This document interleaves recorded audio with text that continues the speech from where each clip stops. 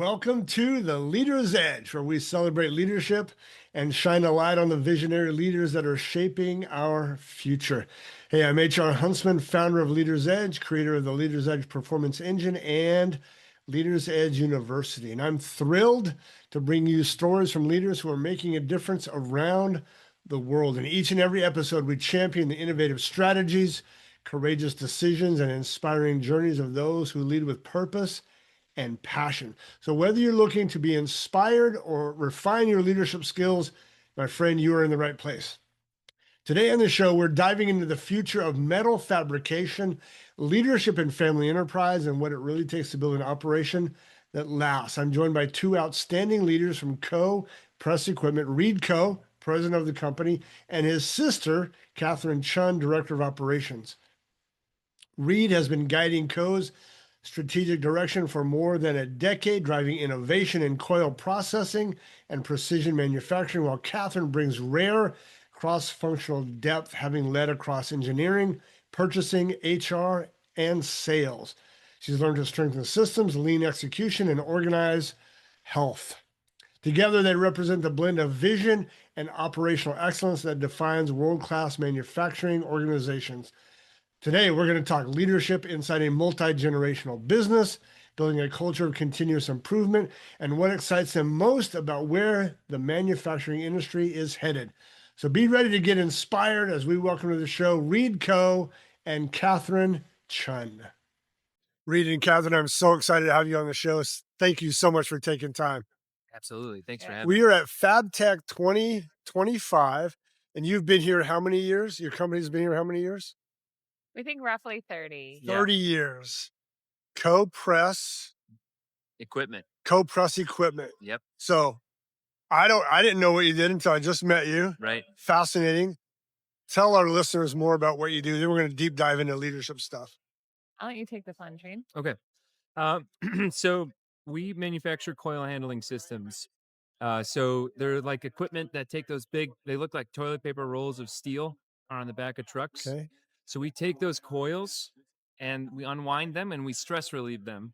So the importance of stress relief is that when those coils are made, they cool from the outside in. And so they actually have different stresses stored in the material, meaning material wants to go in different directions Interesting. and not uniformly across the strip. So what our machine does is it actually removes those stresses and then sets a uniform, essentially, grain. Okay. Palette. All Yeah. right. So that when you go to form that part, it's the same thing every time. Or when you go to laser cut it, it doesn't start to go in all sorts of different directions. Okay. So Yeah. we feed steel into presses, or we can make a bunch of blanks so it can go into laser cutters, Right. plasma cutters. Okay. All right. Right. Yeah. Now, the start of your company is fascinating. Your dad started it. Share with us how he got started. It's an amazing story. Yeah. You got that one, Kathryn? Sure. Yeah. Yeah. So dad, grew up just being super mechanical, taking cars apart, motorcycles, Yeah. racing everywhere. Ended up losing his license, going to Vietnam, came back, and he was just a salesman. I mean, he Yeah. could sell anything, Okay. Right. paper, newspaper, wine, Right. really anything he did. Then he Ye- started selling I was just going to feeders. say, just with the paper thing, and what I was reminded of is that he was the #1 salesman for the Detroit Free Press, right? Is that what it was? Yep. But he couldn't because he didn't have a college degree. Because he tried twice and then went to the army. Yeah. Oh my gosh. And got his GED in the army. But Is that right? yeah, so they wouldn't pay him more than what he was being paid at the Detroit Free Press. So he thought, that was kind of choking my opportunities, right? So, Okay. but, All right. So yeah, he left. He was like, I'll tell anyone, and I'm not gonna let you hold me back type deal. So Nice. yeah, he started selling air feeds. Wanted to work somewhere that was more, better communication. So he left that company, started selling a bunch of like parts and service equipment.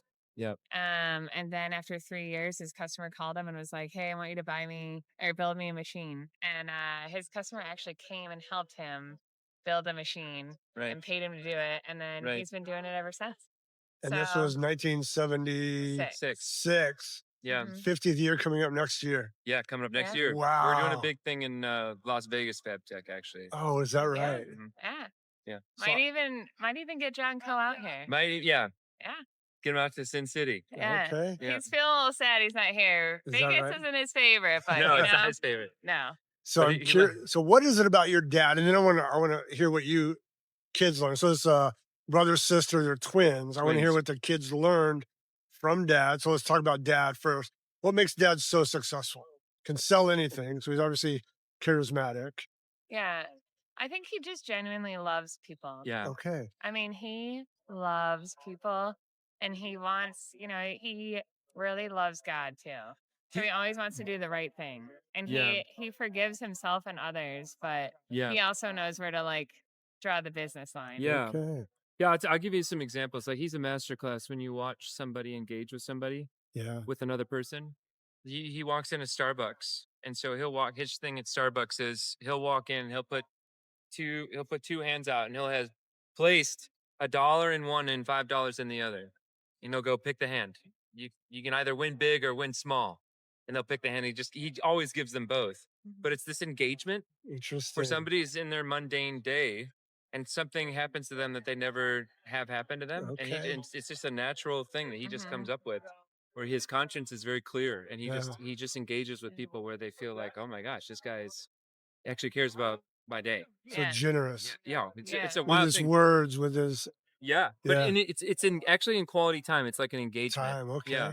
Yeah, because I don't, he is a very generous guy, but the thing that really stands out, because there's a lot of people that are generous, but you just don't feel them when Yeah. they can give you money. You're kind of like, okay. Yeah, no. But with him, it's like, oh man, this guy's like really engaging with me. I meant generous with his spirit. He Generous. pulls you out of Yeah. a low place really quick, Okay. like really quick. Yeah, very Yep. inspirational. You Yeah. obviously adore him. Yeah. What's the biggest lesson he's taught you?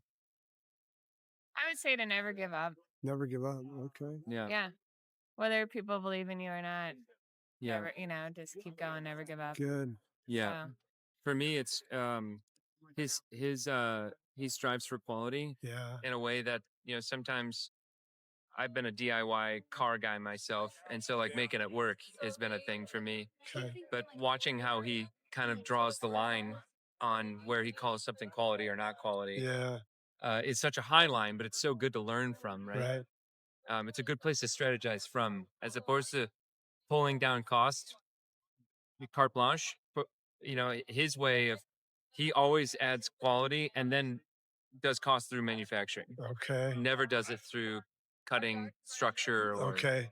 The quality of the product. Exactly. Okay. Yeah. And that's just it's something I keep learning. I think I got there, and he'll still challenge me on that, and it's All right. it's really cool. We work with a lot of family companies, large and small. So I'm curious about your journey as you watch your dad build this thing and your kids, and you've probably lived it from birth, I imagine. What's your journey in the company to where you are now? Well, Kathryn came there before I did. You were. I graduated on time. She did. Step one. Yeah. Step one, graduate on time. Jab, little Yeah. brother, Yeah. sister jab. But there. it was kind of, well, the thing was, is Reid went into musical theater. So Right. he was going to go to New York. And Which I then did, when yeah. we graduated, I graduated in 2009. Pull that off. And the recession happened, so my dad wasn't going to hire anyone new, but one of his long-term buyers had throat cancer. Mm. So I came in and I actually was working at Macaroni Grill because no one was getting a job in 2009 No. in Detroit. Right. You know what No, I mean? Right. So Yeah. That was a tough time. yeah, so I helped out. Like I worked at Macaroni Grill and I helped out at Co-Press. So that's Oh. kind of, I didn't grow up thinking, oh, I can't wait to work at Co-Press. I was No. like, that was it. Probably the last place that I right? ever thought Yeah. I would work. So Yeah, I think the only one out of the kids, we have an older brother as well. Okay. I think he was really the only one that ever considered it, working Yeah. at the family business. Yeah. Kathryn and I never really pined for that. Interesting. yeah. And our brother Hunter is just like our dad. He is Yeah. a salesman through and through. Okay. And he started at Co-Press first. Yeah. Okay. All right. Yeah. So In sales. in sales. In sales. Okay. Yeah, and now he has his own dealer company. Okay. So he's a reseller of presses. And He buys from you and Yeah. sells. Mhm. Okay. Yeah. all right. Yeah. Well, he sells our equipment. Yeah. Right. And then he sells a lot of other people's equipment. Right. Okay. All right. All right. All right. Yeah. So yeah, I would say growing up, our family was unique in where when the times were good, and when the times were bad, we pulled it back, Yeah. and that's where, other people like our dad, since even till this day, he's like, we've Right. got all of these employees, like all these families are counting on us, Right. Yeah, and we would feel the same pain. yeah, and he would just be very concerned about that. And, I would be like, well, they can work other places too, like we all can. But he's like, no, this is, Yeah. so he felt more Love that. about like trying to, support everyone. So Right. I think that was what we really felt growing up. We didn't really feel much of co-press. Like my dad, our grandfather made a point to be at every single one of my dad's like sports games. And our dad was like that too. But we Okay. definitely had a dad that, when he came home, he was tired or there was, a lot of Okay. travel, different stuff like that. But he didn't miss one of our sporting events. No. Wow. Never did. And Yeah. and then as we worked at Co-Press, we noticed like there's different things, I think, along the lines of like, you have a team that could be jealous, right? And then you've got this team that's worked with you as leadership for years.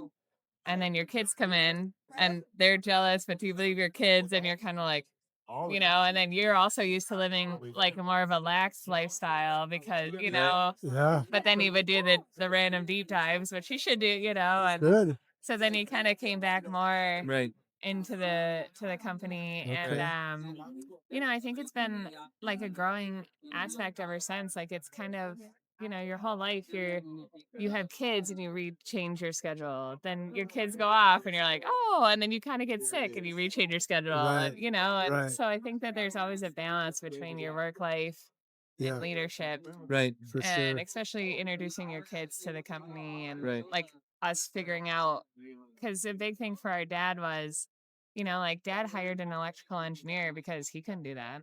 He wouldn't want to do it, No. and then he was like, hey, you do great at that. Good Yeah. job. Like keep doing it, Yeah. and Yeah. that's kind of like with us, when Hunter was there and then when I was there and then when Reid came, it's kind of like, okay, where's everyone's niche? Yeah. Like, where's your purpose? Yeah, yeah. And I think that's a big part of my dad. He tries to Yeah. put people in their spots and then encourages them to grow. Yeah. Good.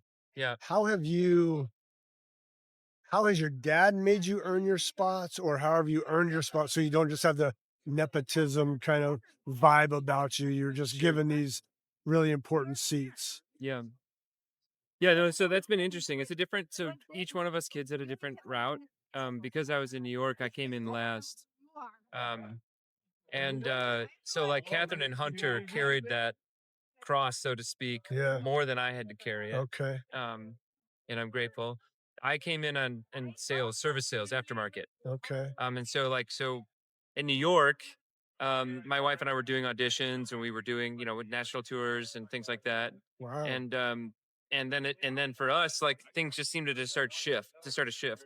And then so I got a hold of Hunter, who was kind of running the company at the time. And I said, hey, I need like some side hustle work. Like, could I just make some calls for you guys? I know the equipment well enough. I could just talk about it with somebody and, Okay. maybe increase the closing ratio on parts orders or something. And so he gave me that side gig. And then all of a sudden, my wife just started getting dreams of this book. And then and we looked at each other and said, let's just go home so she can have a career as an author. And I would go to co-press. And so then I started my life in aftermarket. That always paid us less than our contemporaries, almost always. At least, I don't know, 15, 20%, something like that. Yeah. Okay. He made you earn it. Yeah, for a long time. Good for him. Yeah, really. Yeah. For the first, I don't know, up until like 4 or 5 years ago, we were paid significantly less than our contemporaries. Okay. Yeah. Yeah. So, Did that feel right to you? Did it feel punitive, or did it feel like we gotta earn our stripes? I was always little bit of thankful both. because, I didn't get held accountable for vacation hours or things like that. Like, like I was able to go to Florida with our family for Christmas.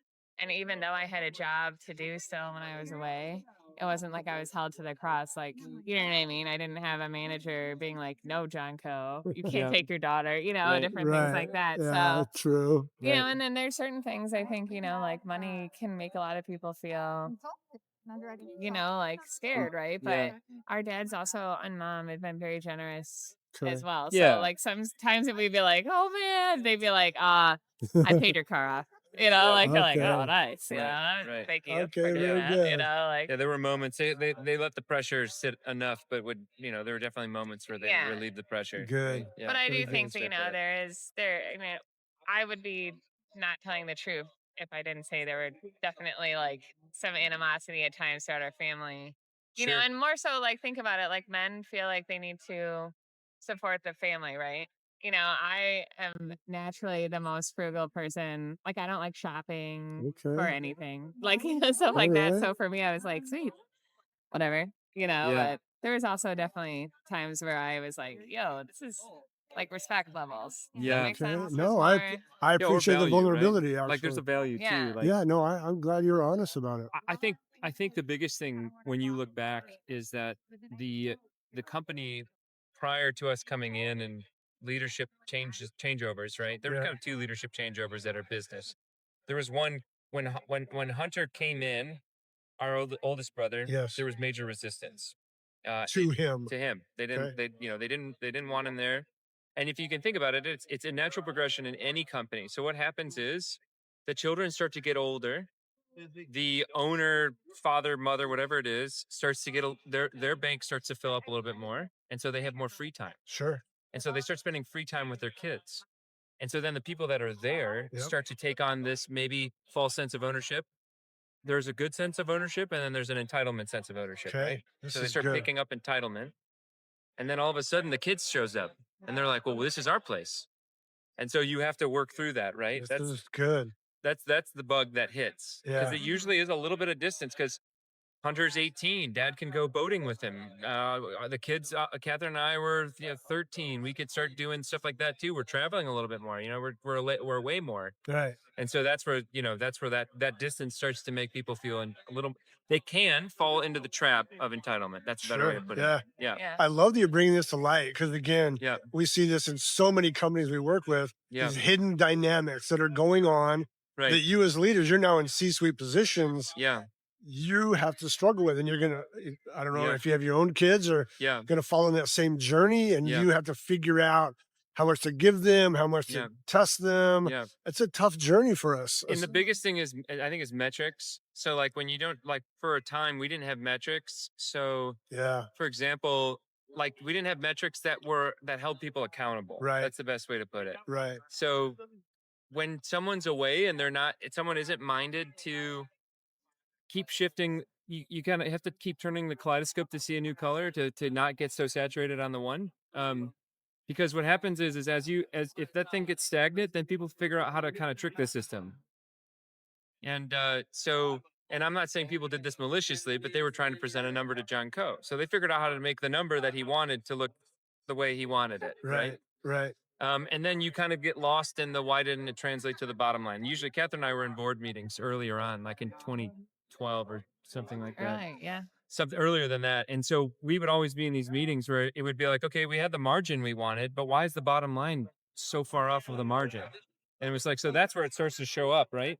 But for them, there are all these excuses, reasons why. And I'm not saying that they did this nefariously. I'm not saying they did this.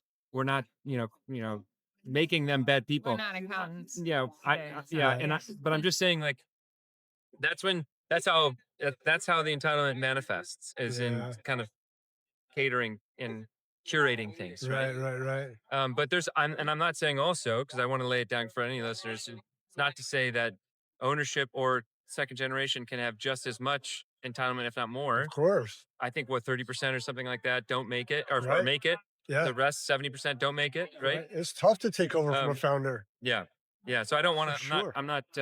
Any of the people. There are a lot of great people at CoPress. Catherine came up with, actually, when they get 30 years at CoPress, we give them Rolexes with their name on the back, and it says, "Thank you for your service, 30 years." We got a lot of people walking Yeah. around with Rolexes on. I think that was Dad. Was it Dad? Actually, Okay, yeah. okay, Dad. But either way, that's a thing that we love, and we're talking about a sensitive subject. Yeah. But those are It's that's a real subject though. yeah, yeah. Let's talk about let's shift to leadership now. As you kids have grown up in leadership under your dad, you now have 4 generations of people very possibly working at CoPress. Dad is boomer generation. Mhm. I'm sure you have some Gen X, my generation. Yeah. You're millennials probably. Yep. You have Gen Z underneath you, We have Gen Zs already. Yep. right? You're trying to lead all of them. I'm Yeah. curious how you're juggling all of that, trying to continue generosity and high bar of accountability, and your dad's amazing interpersonal skills, like Yeah. all of that. How you juggling all that? I mean, I think a lot of it's through prayer and communication. You Okay. know, like Reed and I recently pretty much just started going to like I call it twin therapy, but it's It kind of is. like it's Very good. yeah, but like Reed and I have a time and it's like once a month now. And you know, maybe it'll go like every 2 weeks where we just kind of like we plan out a time for us too and like a third party that we both trust. And um, you know, it's that person's not emotionally involved, you know, but they're very fair. Because there are things there can be, you know, like you can have people who, as they get older, they're they have higher emotions or they want to be recognized. Sure. You know, like they like it's hard when you're gonna retire. Are like, where's my legacy? What did Right. It's I like the do with last my burn of the life? flame, You right? Yeah, know, yeah, yeah. Yeah. or you have young people that are like, woohoo, you know, but they're also like they have anxiety or they, Yeah. you know, you can't pass any drug test anywhere ever. You know, it's like, Yeah. okay, so we got that, you know, but Yeah. a lot of it when it comes down to it that Reed and I see, it's about communication and making people feel safe. Yeah, it Good. is. You know, like Setting a culture anything, of authenticity. That's yeah, Like if you good. can just be authentic. yeah, Yeah. and like taking your emotion out of it, like Yeah. you know, there's so many things where like people get caught up on people's wordings, you know, Right. and I'm Right. like, why don't we just like not hyper focus on this one thing Yeah. and just think about in general, like I've noticed this happen multiple times. Let's think about in general what the process Okay. is. So Yeah. now we can just have a process and not emotion. Right. Okay. All right. Yeah. So Yeah. Yeah. Yeah. Let me talk to each of you real fast. Catherine, what, as a leader, let's go with what are you really good at? And where would you say I need to sharpen this skill set as a leader? um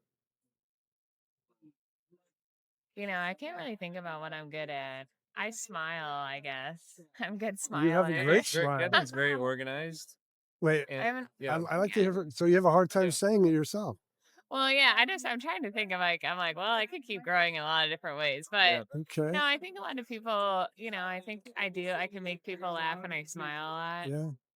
Um, which I think is like definitely a leadership thing. Like that's kind of come from dad, but Uh, I think things that I can work on too are like my time management. Time management. Yeah, Okay. because you get as a leader, you know, especially the owner or like the daughter of the owner, you can get pulled into so many different directions. Sure. Yeah. So it can be hard to kind of like focus Okay. exactly where you're at, or even be present. Like being at FabTech, like don't be on your phone, be present with what's going on right Yeah. here. Right. Right. You Yeah. Right. know, like there's so Right. many different things about your Sure. time. Yeah. Uh, Reed, how but about yeah, you? What are you really good at? Do you mind if I tag on to hers Oh, real go quick? ahead. Yeah, No, you okay. can. Okay. You can Yeah. pray. No, I'm I gonna can say. tell you're trying to praise her. Yeah. And Yeah. Yeah. yeah, So she's really good at being organized. okay. She's very pragmatic, Okay. and on things that she doesn't understand, she delegates with humility. So she does a really good job at getting somebody engaged when it's not a subject expert Yeah. area in her in her Okay. mind. All right. So I would say that, and then also, um, obviously she's a new mom of 3 years, right? So you're still navigating a lot of that stuff, Wow. and so she balances all this really well. Okay. Uh, for me, so like I think because of all of my theater experience, I do pretty well at like presentations. Sure. I do pretty well at like energy group gathering. You know what I'm saying? So Okay. I can get an energy of a group going and focus it. Okay. That's something that I'm pretty good at. Um, I'm not the most organized. I'm scattered because I love a lot of things. Gotcha. I also love applications and mechanical stuff. Like if I could get an honorary engineering degree, I would, because I love all of that stuff. Interesting. You All know, right. and yeah, and then also another thing I would say, I am not the most observant of things, and that's an area that we're working on. Is me picking up maybe on the subtleties of people and where their hearts are at. right in the room. Interesting. And so like that's where we are, Kathryn maybe is on one side of that balance and I'm on the other side of that balance, and we're Okay. learning how to Okay. find some momentum together in that area. But It's yeah, interesting that you said that, because when she couldn't find anything really positive to say about herself, you were ready to jump in and yeah, defend your sister yeah, to yeah, herself. yeah. So, I mean, it feels like you have a real positive, maybe it's just to your sis, but Yeah, a yeah, real positive, like, I want to praise you and lift you up kind of yeah, vibe yeah, about you. yeah, for sure, Okay. for sure. Let's talk about, I'd love to hear Okay. very practically, what's your leadership cadence look like? How often do you meet with people? What size of Yeah. meetings?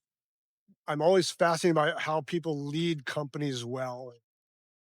We run on EOS. Okay. So it's the level 10s, it's Yeah. weekly. Very We good. actually have it pushed all the way down into each department. Okay. And Nice then job. they have quarterly meetings. This year we did biannual meetings. Okay. So each group takes a whole day to frame their mind on what we did accomplish and what we need to actually accomplish for the rest of the year. Perfect. And then we do an annual meeting where we vision cast up to 10 years out, and then we pull that vision back to now. Nice. And that's I mean, it's just the US. Yeah. Okay. And then Yeah. you've got, we have a org chart that's not too flat, but not too, Okay. Right. too busy type deal. Okay. So, Very good. like we follow up on our level 10s. And, like I make a point to try to go to all of my departments level 10s at least once a month, Right. Okay. not weekly, but then, and then, we do a leadership meeting every Monday. Yeah. Yeah. So all of us leaders How come many in. is that? How many leaders? Yeah. I think the rooms. Like So 10? yeah, I think there's 8 that report to me, Okay. and then Kathryn, you have 5 managers. That sound right? Yeah. Something like that. Somewhere around there. Yeah. And then because we're about a 90 something person company. Okay. All right. Yeah, 92 something. Yeah. Yeah. Because I report to Reid, but then I'm Yeah. also a board member. So that's Yes. Okay. Yeah. And so she sits forward yeah. and underneath, which is another That's really cool interesting. subject Yeah. to bring up, because even when like Kathryn's in purchasing, she's still Kathryn Co. So there is this weird thing, Sure. there's one of our competitors, his name's Philip Chaco, and the Dallas Industries. I told him that, and it was funny because 2 years later he came and he's like, I didn't know what you were talking about, and then all of a sudden he's like, oh my God, Reid was so right. They don't treat you the same way, Sure. right? So like even if you report to somebody, they start. You can see I call it a political spirit kind of comes out, and they want to grab your ear and do something. If you can do something for them or Sure. make their priority a higher priority, course. right? But so what Kathryn's talking about being like reporting, so that's another thing that we have to navigate where in the same room we can have a meeting where she reports to me and then another one where I report to her. Right. Yeah. Mhm. And it's Right. just an Yeah. interesting That is interesting. dynamic. And then there's sometimes where I'm like, Yeah. like, Yeah.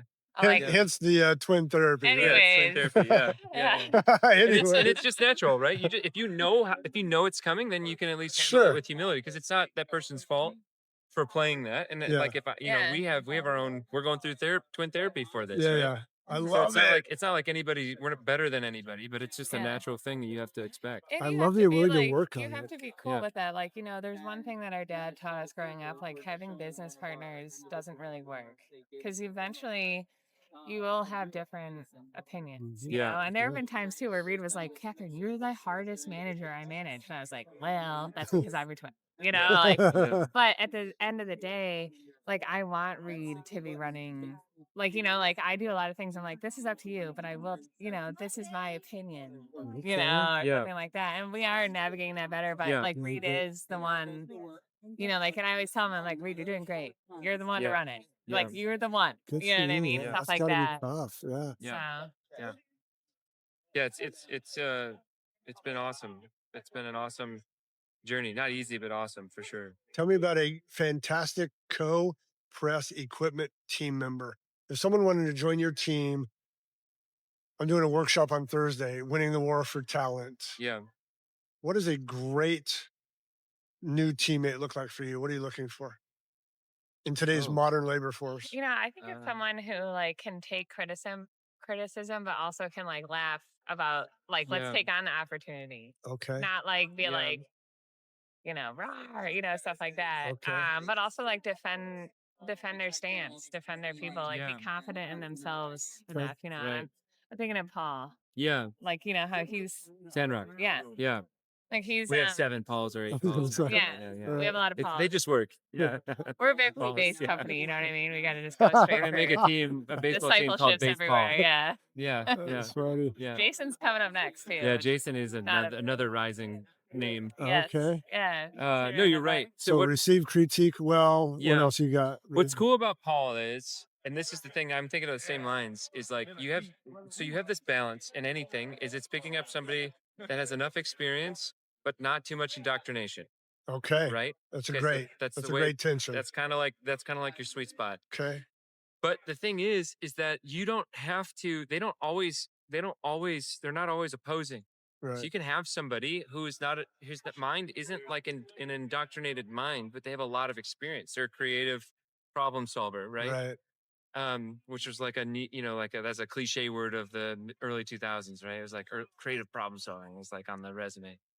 But I think if you can just find somebody, like Kathryn said, who can clue in to the problems you're trying to solve and then apply their experience to solving those problems Okay. in the way that the company is looking at it. Okay. So they have to be able to put on the eyes of the company. You know what I mean? Yeah. Yeah. While still saying, here is some outside of the box thinking. Okay. But the problem is that most people fall into an extreme where they're either like a yes man or they fight you the whole way, right? So like somebody who's really balanced, and that's what Paul is a great example of that. Right. Who Kathryn found, by the way. Well, she pulled back actually. She got him there the first time, Yeah. and then he went and did some. He worked for JR Automation and a couple other companies, and then Kathryn pulled him back, Okay. which was just. Yeah. She got the higher of the year plate for that one. Nice. Yeah, yeah. Yeah. Well, it's just, you know, and I know, to be honest with you, I'm not very mechanically based. I'm definitely growing and learning. Like Okay. you know, I could go out there and sell anything now, but I didn't know what, you know, Paul's an engineer, right? But I Okay. look more for like personality. Mm-hmm. Like, Okay. you know, Like your dad. yeah, like, do you need your pad backed 800 times? Yeah. Are you emotional? Like, you know, Yeah, are backpacking. you able to take Backpacking. criticism but keep going? Like, Yeah. you know, because there's work is work. There's always work to be done. Yeah. And there's always problems. Yep. But those are all opportunities. Okay. You know, So that critical type of stuff. thinker, problem solver, receives critique, good personality. Yeah, but Yeah. he's not scared to say something. Like, you know, Okay. we've worked with a couple of guys, you know, and they just are like, yes, Kathryn. Yes, Kathryn. And I was like, no, I want you. I don't know this. Like, you got to Right. tell me what you think, you know, like Yeah. Okay. stuff like that. Yeah. So, Yeah, where they just were going in agreement, but they weren't actually adding their sauce to the solution. Yeah. You know what I mean? We call it creative conflict. Yeah. That's Yeah. the way we teach it, creative conflict. Yeah. Okay, let's finish with this. You guys are fantastic, by the way. I could go for a long time with the two of you. Let's finish with this one. You're second generation. I want to ask you to pretend like you're talking to a young person just getting into leadership or just moving up in their parents' company. What advice would you give that young person just beginning their leadership journey about how to succeed in business? I would tell him to find a mentor. Find a mentor. Yeah.